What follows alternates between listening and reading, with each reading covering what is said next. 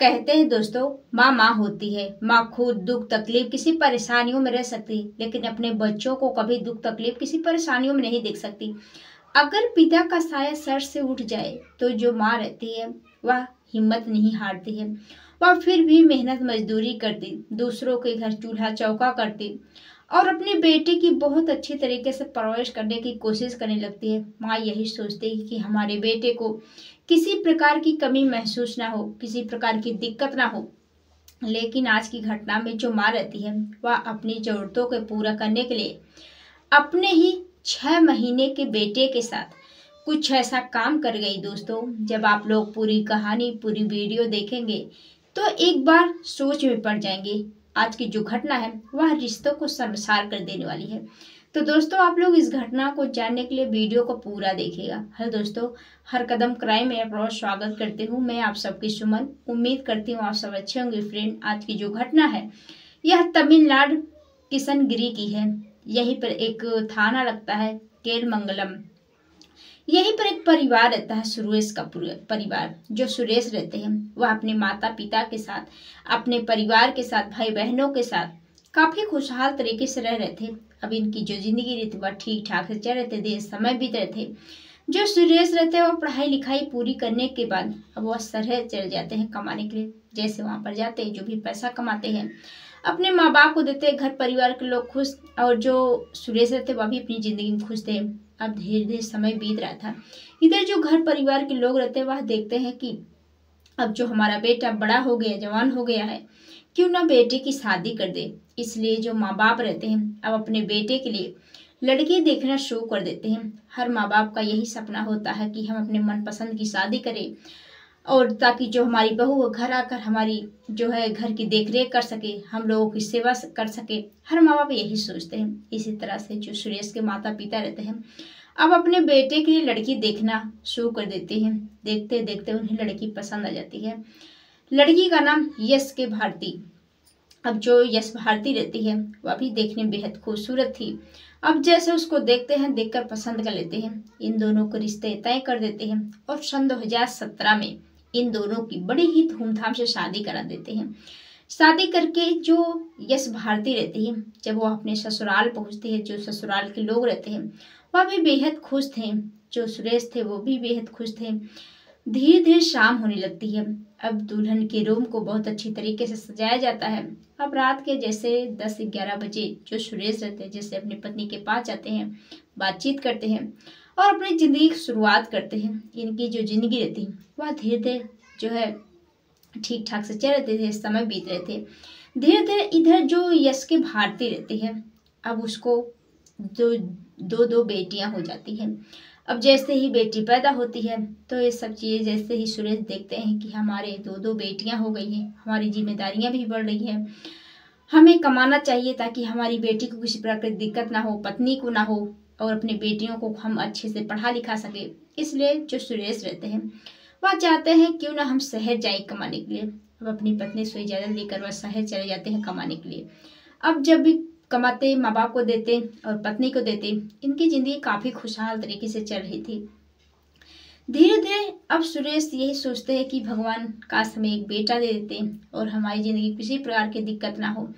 अब जो इधर जो सास ससुर रहते हैं यश भारती के, वह भी अलग हो जाते हैं और जो यश भारती रहती है अपनी दोनों बेटियों के साथ रहने लगती है और जो पति रहते हैं वह शहर कमाने लगते हैं।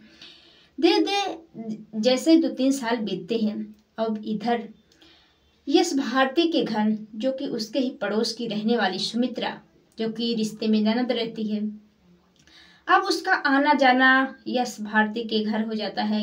जब भी देखते कि दोनों जो बच्चे हैं इधर उधर खेल रहे हैं तो वह जो है यश भारती के पास जाती है और दोनों बैठकर बातचीत करते। जब यश भारती खाली नहीं होती तो उसका जो सुमित्रा रहती हाथ बटाती थी, उनके कामकाज करवाती, खाना पीना बनवाती थी। हम दोनों एक दूसरे के साथ काफी खुशहाल तरीके से रहने लगते हैं, काफी टाइम भी बिताते थे। धीरे धीरे ऐसे ही समय बीतने लगता है।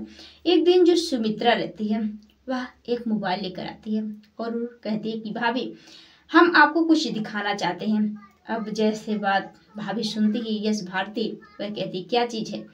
तो जो सुमित्रा रहती वह जिद करने लगी कि एक बार भाभी देख लो, बहुत ही अच्छा लगता है, आपको भी मजा आएगा। अब जैसे बात यश भारती सुनती है, वह कहती ठीक है। अब वह लेकर भाभी के पास जाती है।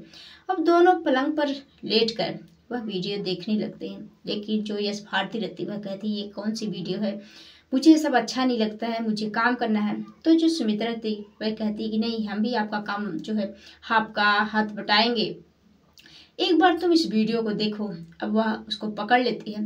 अब दोनों लेटकर वह वीडियो देखने लगते हैं। देखते देखते अब दोनों एक दूसरे में खो जाते हैं। और जो सुमित्रा रहती है वह अपनी भाभी को छेड़खानी करने लगती है, उसके अलग अलग जगहों पर छूती है, टच करती है।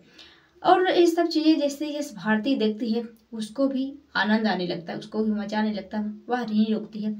अब दोनों एक दूसरे में खो जाते हैं और एक दूसरे के साथ संबंध बनाते हैं। अब एक बार जब संबंध बनाने का सिलसिला शुरू होता है तो रुकने का नाम नहीं लेता है। अब दोनों को जब भी मन करता, जी करता है, जो पति थे सुरेश, जब भी वह जो घर से बाहर होते तो अक्सर सुमित्रा घर जाती, उनके साथ काफ़ी टाइम बिताती थी।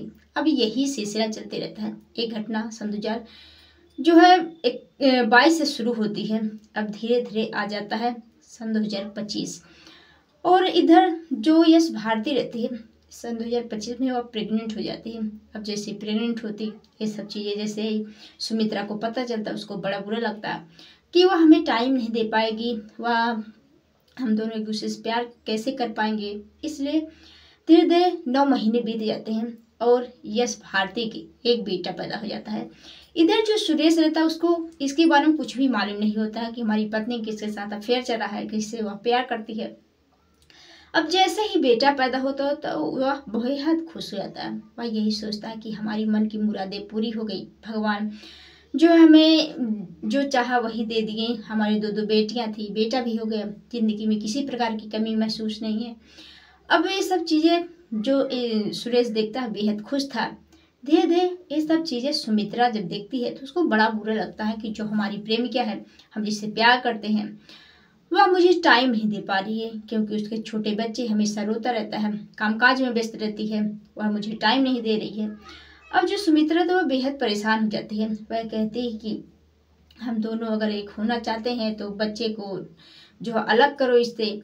अब ये सब चीज़ें जो यश भारती सुनती, वह कहती कि नहीं, मैं मैनेज कर लूँगी, बच्चे की भी आपको भी। अब दोनों जैसे ही लगभग बेटा 6 महीने का होता है, एक दिन जो ये सुमित्रा रहती है वह देखती है कि जो यश भारती है वह मुझे प्यार नहीं करती पहले जैसा, और मुझे टाइम भी नहीं दे रही है। वह गुस्सा हो जाती है, वह कहती है कि आज के बाद मैं तुमसे बात नहीं करूँगी। लेकिन जैसे यश भारती रहती सुनती है, वह कहती है कि नहीं, मैं तुमसे बहुत ज़्यादा प्यार करती हूँ, मैं अपने पति से उतना प्यार नहीं करती जितना मैं आपसे करती हूँ, तुम मुझसे रूठ कर ना जाओ। अब वह मनाने की कोशिश करती है। और जो सुमित्रा रहती वह कहती कि अगर हम दोनों एक होना चाहते हैं, हम दोनों एक दूसरे के साथ संबंध बनाएंगे तो बच्चे को यहाँ से हटाना होगा, हम क्योंकि बीच का रोड़ा बन रहा है। इसलिए दोनों मिलकर बच्चे की हत्या कर देते हैं, उसका गला दबाकर हत्या करने के बाद अब जैसे ही सुबह होता है तो इधर जो यश भारती रहती वह ढोने का नाटक करती है कि हमारे बेटे को क्या हो गया, भगवान हमारे बेटे को कौन सी मुसीबत हमारे ऊपर डाल दिए, वह रोने का नाटक करती है। अब जैसे ये बात सुरेश को पता चलता, उसको जो है बड़ा बुरा लगता है, वह भी रोता कि हे भगवान हमारे साथ क्या कर दिए, हमने कितने मन्नतों से जो है भगवान हमें एक बेटा दिए थे, 2 बेटियों के बाद हमारी ज़िंदगी कैसे चलेगी। इसलिए जो सुरेश रहते वह रोने धोने लगते हैं। अब उन्हें क्या मालूम था कि जो हमारी पत्नी है, जो हमारे पड़ोस की बहन लगती है, वह हमारे बेटे के साथ क्या की है। अब धीरे धीरे जैसे ही एक दिन बीतते हैं, दूसरे दिन बीतते हैं, इधर जो सुरेश रहते हैं वह सोचते हैं कि अगर काम धाम नहीं करेंगे तो हमारे घर के खर्चे कैसे चलेंगे, हम घर पर ही बैठे रहेंगे तो हम कब तक अपने बच्चे के लिए उदास रहेंगे, कब तक रोए धोएंगे, क्यों ना हमें काम धाम करना चाहिए। इसलिए जो सुरेश रहते हैं जैसे ही काम से बाहर जाते हैं तो जो इधर सुमित्रा रहती है वह घर पहुंचती है और फिर से दोनों एक दूसरे के साथ संबंध बनाते हैं। और इसी बीच में जो सुरेश रहते हैं वह घर आ जाते हैं। जैसे ही घर आते हैं तो देखते हैं कि जो हमारी पत्नी है, अभी हमारे बच्चे के गए हुए उसके मृत्यु के 1-2 ही दिन बीते हैं और जो हमारी पत्नी है इतनी हंस हंस के बात कर रही, कितनी खुश है, आखिर ऐसे कैसे हो सकता है। वह उस दिन काफ़ी परेशान थे, लेकिन जैसे दूसरे दिन जाते हैं अब उनको लगता है कि हो ना हो जो हमारी पत्नी कुछ ऐसा काम की हो, वह अपनी पत्नी के ऊपर निगरानी रखने लगते हैं। अब जैसे ही इधर देखते हैं कि जो हमारी पत्नी जब भी कामों में इधर व्यस्त रहती है तो वह जो है उसकी मोबाइल को खोलते हैं, उसका जो गैलरी देखते हैं कि क्या क्या इसमें है। अब देखते देखते उसमें देखते हैं कि उसके काफ़ी फ़ोटो है और एक दूसरे के साथ जब जो है ये दोनों एक दूसरे के पास रहते थे, एक दूसरे के साथ जब बैठकर बातचीत करते थे, सारी जो वीडियो रहती है गलत वीडियो और उसमें सब रिकॉर्ड रहते हैं। अब सब चीज़ें जैसे ही देखते हैं तो उनको बड़ा बुरा लगता है, वह फिर भी नहीं कुछ बोलते हैं। अब जैसे ही तीसरा चौथा दिन बीतता है और जो सुरेश रहते हैं वह कहते हैं कि अपनी पत्नी से चाहे हम जा रहे हैं आज काम करने के लिए, लेकिन वह काम करने के लिए नहीं जाते हैं। वह बीच रास्ते में बैठकर सब कुछ देख रहे थे। अब जैसे ही देखते हैं कि जो सुमित्रा जैसे हमारे घर पहुंचती है, अब कुछ टाइम के बाद जो सुरेश वह घर पहुंचते हैं, घर जाने के बाद देखते हैं कि ये दोनों आपत्तिजनक स्थिति में रहते हैं। वह गुस्से में आग बाबूला हो जाते हैं और तुरंत नज़दीकी पुलिस थाने जाते हैं। पुलिस थाने जाकर पुलिस वालों से सारी बात बताते हैं कि साहब जो हमारी पत्नी है वह बगल की पड़ोस की रहने वाली मेरी जो रिश्ते में बहन लगती है, अब दोनों एक दूसरे के साथ संबंध बनाते हैं। मुझको शक होता है कि जो हमारी पत्नी है वह हमारे बेटे की उसके साथ कुछ ना कुछ किया है, क्योंकि हमारी पत्नी को थोड़ी सी भी जो अपने बेटे के लिए कोई गम नहीं है, क्योंकि वह बेहद खुश है। मुझे शक होता है। अब जैसे बात पुलिस वाले सुनते हैं वह भी बेहद परेशान हो जाते हैं और घर पहुंचते हैं और यश भारती से पूछताछ करते हैं। तो जो यश भारती पहले दूसरे की बातें बताती है कि नहीं साहब वो हमारा बेटा है, सगा बेटा है, मुझे बहुत ही दुख है इस दुनिया से हमारा बेटा चला गया, हमारा जो पति है मेरे ऊपर इल्ज़ाम लगा रहा है। लेकिन जो पुलिस वाला जब उसे कड़ाई से पूछताछ करते हैं तो वही यश भारती टूटती है और सारी सच्चाई बताने लगती है।